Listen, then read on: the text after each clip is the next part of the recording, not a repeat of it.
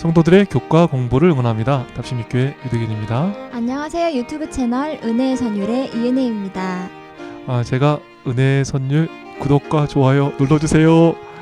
요거 한 거 빼놓고는 네. 호소를 안 드렸었는데 오늘은 특별한 호소를 좀 드릴까 합니다. 저에게 박옥춘 집사님께서 급성 백혈병에 걸리셨습니다. 수혈이 많이 필요한데 코로나로 혈액 수급이 되지 않는 것입니다. 거기에 AB형은 더 작다고 해요. 또 출산 경험이 있으면 또 안 된답니다. 이것 빼고 저것 빼고 하니까 병원에도 혈액이 없다는 것이지요. 혹시 AB형 혈액을 가진 성도가 계시다면 헌혈하는 곳에 가셔서 AB형 혈소판 지정 헌혈을 해주시면 좋겠습니다. 지정 헌혈을 하신 등록번호가 있는데요. 수혈 등록번호 22010-30107입니다. 다시요. 22010-30107번입니다. 이 번호로 박옥춘님께 지정 헌혈 해주시면 정말 우리 집사님께 큰 도움이 되겠습니다. 네. 오늘 배울 교과는 사과인데요. 제목이 예수, 우리의 신실하신 형제입니다. 연구 범위는 히브리서 2장 14절부터 16절입니다. 예수님께서 영광된 모습이 아니라 천사보다 못한 낮은 자로 오셔서 우리를 구원하시는 것이 이해가 안 되는 사람이 있었습니다. 지금도 십자가를 지신 예수님은 실패하셨기에 자기가 이 땅에 다시 왔다, 이렇게 주장하는 사람도 있다고 들었습니다. 그럼 예수님께서는 왜 낮아지시고 고난을 당하셨을까요? 저도 박옥춘 집사님께 도움을 드리고 싶은데 혈액형이 안 맞습니다. 혈액형이 맞는 사람만이 헌혈에 도움을 줄 수 있습니다. 이와 같이 예수님께서 우리를 돕기 위해서 우리와 같이 되셨습니다. 일요일 교과를 보시겠습니다. 모세의 법에 보면 어떤 사람이 너무 가난해서 생존을 위해 소유를 팔고 심지어 자기 자신마저 팔아야 했다면 50년마다 돌아오는 희년에 다시 돌려받을 수 있다고 규정하고 있습니다. 50년마다 돌아오는 그 특별한 해를 희년이라 불렀습니다. 그런데 50년이란 세월을 기다리기에는 너무 길잖아요. 그래서 모세의 법에는 가장 가까운 친척이 남아있는 빚을 대신 갚고 빚진 친척을 더 일찍 구해낼 수 있는 방법도 함께 제시되어 있습니다. 레위기 25장 25절부터의 말씀입니다. 만일 내 형제가 가난하여 그의 기업 중에서 얼마를 팔았으면 그에게 가까운 기업 물을 자가 와서 그의 형제가 판 것을 물을 것이요. 레위기 25장 47절부터의 말씀입니다. 너와 함께 있는 거류민이나 동거인 또는 거류민의 가족의 후손에게 팔리면 그가 팔린 후에 그에게는 속량받을 권리가 있나니 그의 형제 중 하나가 그를 속량하거나 또는 그의 삼촌이나 그의 삼촌의 아들이 그를 속량하거나 그의 가족 중 그의 살부치 중에서 그를 속량할 것이요. 땅이 팔리고 더 나아가 종으로 팔린 사람들에게 땅을 되찾아 줄 사람이 있고 나를 속량해 줄 가까운 친척이 있다는 것은 얼마나 복된 일입니까? 그런데 히브리서는 인정 많은 형제가 우리 가까이 있음을 분명히 이야기하고 있습니다. 히브리서 2장 14, 15절 말씀입니다. 자녀들은 혈과 육에 속하였음에 그도 또한 같은 모양으로 혈과 육을 함께 지니심은 죽음을 통하여 죽음의 세력을 잡은 자 곧 마귀를 멸하시며 또 죽기를 무서워함으로 한평생 매어 종노릇하는 모든 자들을 놓아주려 하심이니. 우리 예수님께서 영광된 모습이 아니라 우리와 같은 모양으로 혈과 육을 지닌 우리의 가까운 형제가 되어주심은 종노릇하는 우리를 오늘 놓아주려 하심입니다. 아멘. 스스로 해결할 힘도 방법도 없는 우리에게 가장 가까운 형제가 되셔서 구약 성경에서처럼 사단에게 빼앗긴 것을 되찾아 주시는 것입니다. 주어진 것 다 빼앗기고 죄의 종으로 몸까지 팔렸는데 예수님께서 우리의 가장 가까운 친척이 되셔서 오늘 모든 것을 회복시켜 주시는 것입니다. 시대의 소망 327페이지의 말씀을 읽어드리고 싶습니다. 이스라엘에게 주어진 율법 가운데 그리스도와 당신의 백성과의 관계에 대한 아름다운 예증이 있다. 가난으로 인하여 한 히브리 사람이 부득불 자기의 기업을 내놓고 자신을 몸종으로 팔게 될 때에 그와 그의 기업을 속량할 책임은 가장 가까운 친족에게 돌아갔다. 그와 같이 우리를 속량하는 사업과 죄로 말미암아 잃어버린 우리의 유업은 우리의 친족이 되신 예수께 돌아갔다. 예수께서 우리의 친족이 되신 것은 우리를 속량하시기 위함이었다. 우리의 구주가 되시는 주께서는 부모나 형제나 친구나 애인보다 더 친밀하신 분이다. 두려워 말라. 내가 너를 구속하였고 내가 너를 지명하여 불렀나니 너는 내 것이라.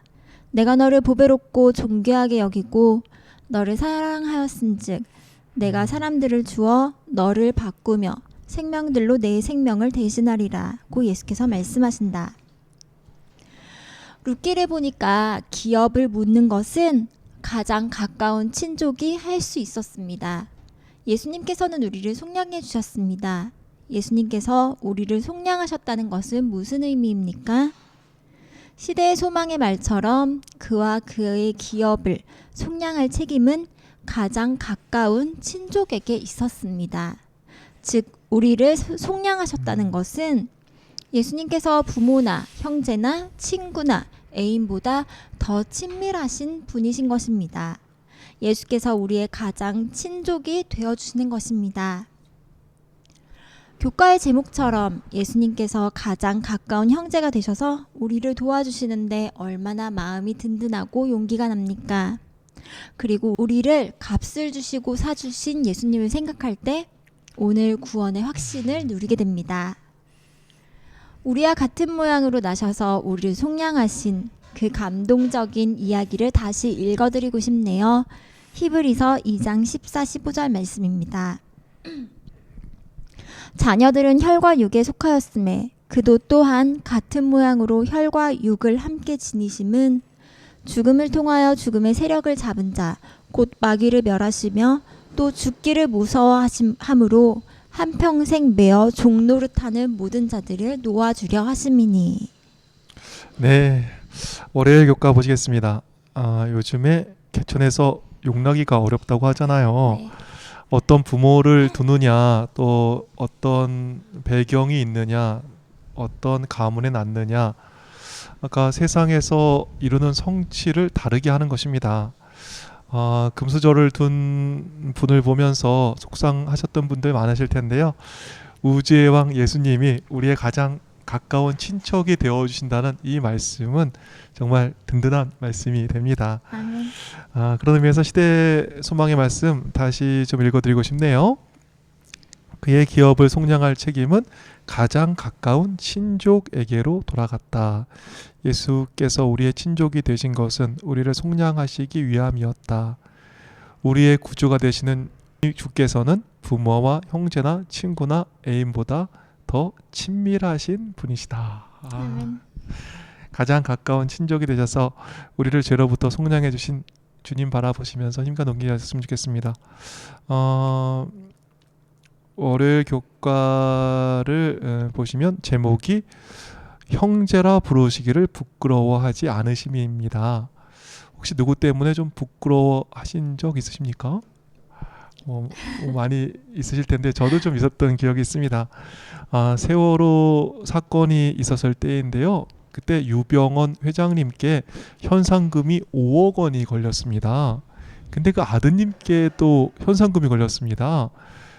유대균 씨라고 유대균 씨에게 현상금이 1억 원이 걸렸었습니다. 제 이름이 유대균 아닙니까? 어디 가서 신분증을 못 내놓겠는 거예요. 제 이름을 얘기를 못 하겠더라고요. 혹 유대균이란 것을 알면 눈을 동그랗게 뜨시고 보시면서 혹시 세월호 1억 원 유대균 씨 아니냐고 참 여러 가지로 변명하기도 궁색하고 힘들었던 적이 있습니다. 근데 월요일 교과 하단을 보시면 히브리 독자들이 비슷한 상황을 겪고 있음을 보게 됩니다. 히브리서가 쓰여진 때는 그리스도인들이 핍박을 당하는 때였습니다. 예수님 이야기를 하면 너 예수쟁이야? 하고 이상하게 보는 때인 것이죠. 신앙 이야기를 하면 너 교회 다니니? 욕을 하고 조롱의 대상이 되고 더 나아가 핍박의 대상이 되는 때였습니다. 예수의 이름이라는 그 이름이 부끄러운 것이 되던 시기였습니다. 신앙생활이 무거운 짐이 되었던 것입니다. 그런데 히브리서는 이야기합니다. 내가 예수님을 부끄러워할지 모른다. 그런데 예수님께서는 너무나 부족한 우리를 형제라 부르기를 부끄러워하지 않으심을 히브리서는 이야기하고 있죠. 히브리서 2장 11절의 말씀 보시겠습니다. 거룩하게 하시는 이와 거룩하게 함을 입은 자들이 다 한 근원에서 난지라. 그러므로 형제라 부르시기를 부끄러워하지 아니하시고. 우리의 가장 가까운 형제가 되는 즉시 욕을 먹고 십자가에 달리셔야 합니다. 우리의 형제가 되는 즉시 고난을 당하시고 힘드셔야만 했습니다. 그럼에도 예수께서는 우리를 형제라 부르시기를 부끄러워 아니하시는 것입니다. 세상의 인심은요, 손해가 좀 될 것 같으면 안면을 몰수합니다. 혹시 도움 많이 뭐 줘야 될까봐, 혹 뭐 번거로운 일 자꾸 생길까봐 전화도 안 받는 경우도 많이 있습니다. 근데 예수님께서는 욕을 먹건 고난을 겪게 되건 우리를 가장 가까운 형제라 부르시기를 부끄러워하지 않으시고 항상 가까운 곳에 우리의 형제로 서 계시는 것입니다. 예수께서 우리의 형제가 되시는 것이 공짜로 된 거 아닙니다. 치러야 할 대가가 있는 일이었습니다. 고난도 있고 또 부끄러움을 당하는 일도 있는 그러한 일이었습니다. 그런데 우리 주님께서는 기꺼이 형제가 되어 주시는 것입니다. 히브리서 2장 11절의 말씀 다시 보실까요? 거룩하게 하시는 이와 거룩하게 함을 입은 자들이 다 한 근원에서 난지라. 그러므로 형제라 부르시기를 부끄러워하지 아니하시고. 조속으로 변한 세상의 인심 가운데 부끄러움을 당하더라도 우리의 형제가 되어주시는 주님께 감사하게 됩니다.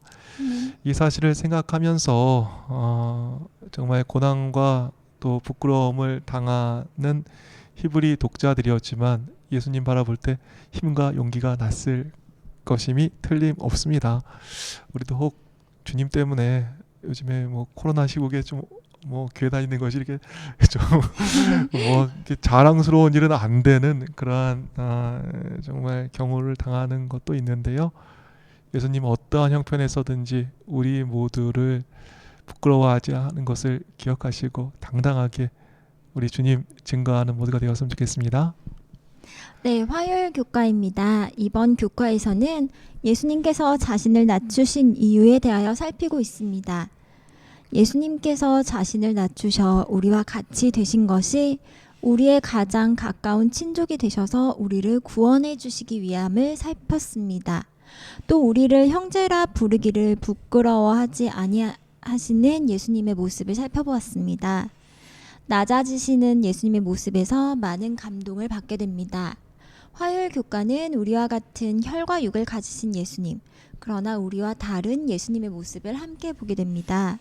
교과는 예수님께서는 범사에 그의 형제들과 같이 되셨음을 이야기합니다.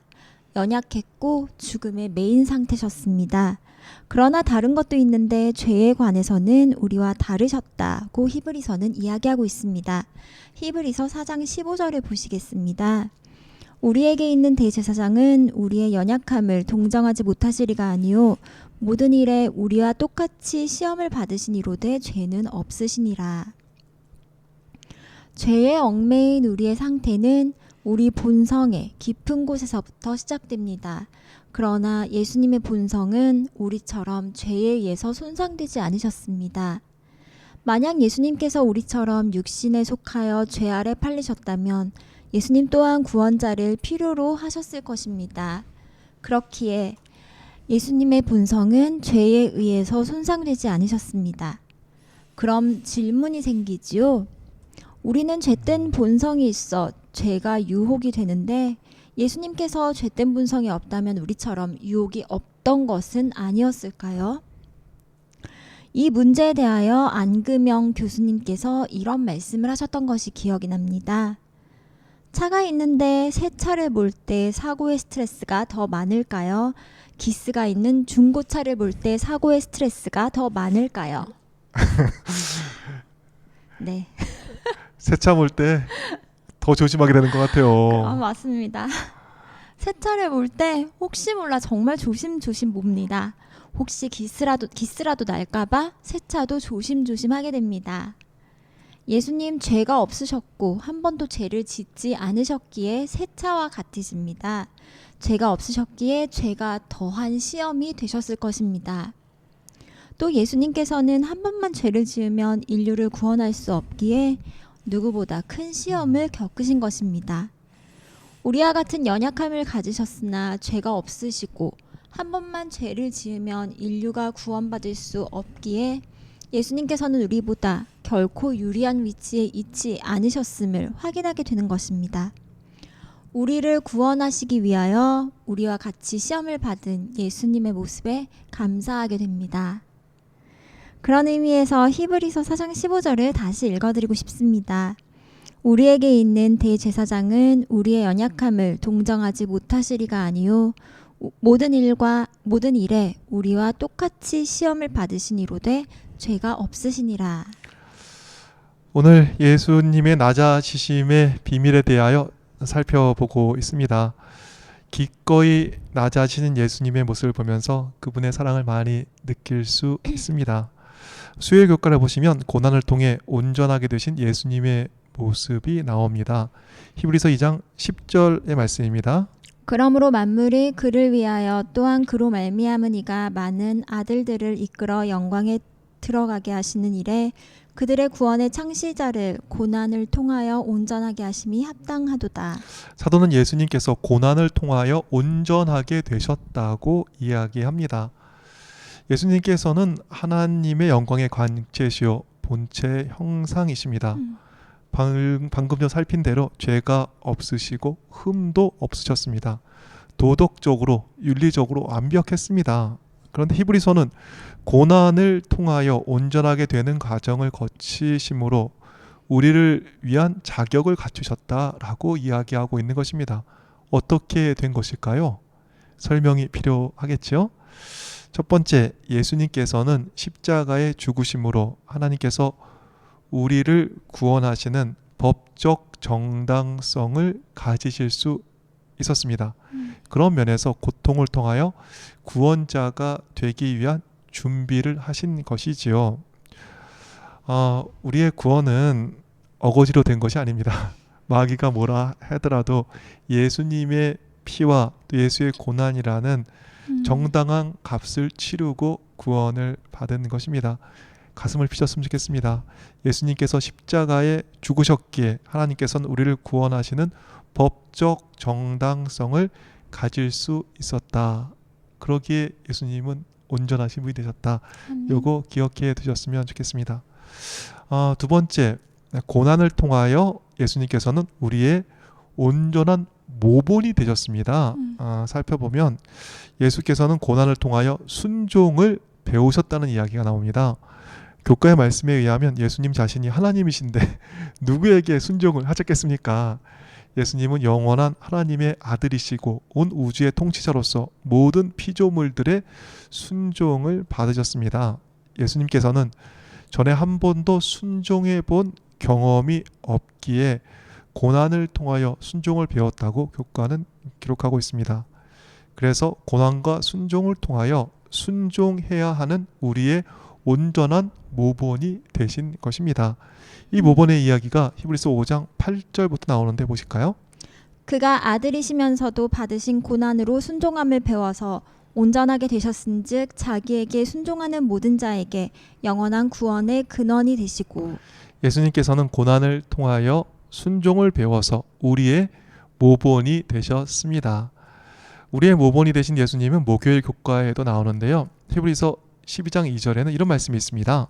믿음의 주요도 온전하게 하시는 이인 예수를 바라보자. 여기 믿음의 주에서 주라는 말이 헬라어 아르케고스입니다. 아르케고스는 두 단어가 합쳐진 말인데요. 시작하다라는 뜻의 알코마이와 인도하다란 뜻의 악어가 합쳐진 말입니다. 믿음의 주란 말은 시작해서 인도하다라는 뜻이 있는 것입니다. 그러기에 교과에서는 믿음의 주란 말을 개척자라고 번역할 수 있음을 이야기하고 있습니다. 예수님께서는 모든 믿는 자들 앞에서 달려가시는 분이시기에 개척자이십니다. 그래서 시브리서 6장 20절은 이렇게 예수님에 대해서 기록하고 있습니다. 그리로 앞서가신 예수께서 멜기세덱의 반차를 따라 영원히 대제사장이 되어 우리를 위하여 들어가셨느니라. 여기 보면 예수님의 모습이 앞선 자로 나옵니다. 예수님께서는 고난을 통하여 우리의 앞선 모본이 되어 주시는 것입니다. 그리고 순종해야 할 우리에게 순종의 모본을 보여주시는 것입니다. 요즘 뭐 배울 사람이 없어 이렇게 투덜대는 사람 많지 않습니까? 학교에 가도 뭐 선생님은 있었고 이렇게 지식은 가르쳐 주는데 뭐 참다운 스승이 없어 뭐 이런 얘기 듣기도 하고, 교회에서도 많은 분들이 좋은 모본을 보여주지 못한다, 또 뭐 가정에서도 부모가 좋은 모본이 안 된다, 이런 얘기 많이 듣는데요. 좋은 선생님, 좋은 부모님, 좋은 선배 없다고 푸념하지 마시고 최고의 모본이 되어주시는 우리 예수님 계심을 기억하셨으면 좋겠습니다. 예수님께서는 앞서 가신 분이시고 길을 내셔서 정말 우리의 모든 것 가운데 개척자로 앞에서 우리를 인도해 주시는 분이십니다. 우리가 얼마나 좋은 조건인지를 새삼 느끼게 되는 것 같습니다. 엄한 본을 본받지 말고 고난을 통하여 참다운 모본이 되어주시는 예수님을 본받는 모두가 되었으면 좋겠습니다. 네, 목요일 교과를 조금 더 보시면요. 고난의 세 번째 이유가 등장합니다. 예수님께서는 고난의 시험을 받으시고 승리하셨기에 더 자비롭고 신실한 대제사장이 되시는 예수님의 모습을 보게 되는 것입니다. 여기서 중요한 게 있는데, 예수님께서는 더 자비로워지기 위해 고난이 필요했던 것이 아닙니다. 이와 반대로 예수님의 자비가 우리를 구원하기 위해 십자가에 달려 돌아가시게 했습니다. 고난을 통하여 죽기까지 우리를 사랑하시는 하나님의 사랑이 더 분명하게 표현되고 드러나게 되는 것입니다. 네, 오늘 예수님께서 고난 당하신 깊은 뜻에 대하여 살펴보았습니다. 예수님께서는 왜 고난을 당하셨나요? 네, 첫 번째, 가장 가까운 친족으로 우리를 속량하시기 위해서 우리와 같이 되셨음을 배웠습니다. 두 번째, 형제라 부르시기를 부끄러워하지 않으셨기에 기꺼이 우리와 함께 되심을 살펴보았습니다. 세 번째, 예수님은 죄가 없으셨으나 우리와 같이 모든 시험을 받으심도 살폈습니다. 마지막으로 낮아지심으로 온전한 제물이 되시고 모본이 되시며 큰 사랑을 보여주심까지 살펴보았습니다. 네, 오늘 예수님의 낮아지심의 비밀, 그 이유에 대해 살펴보았습니다.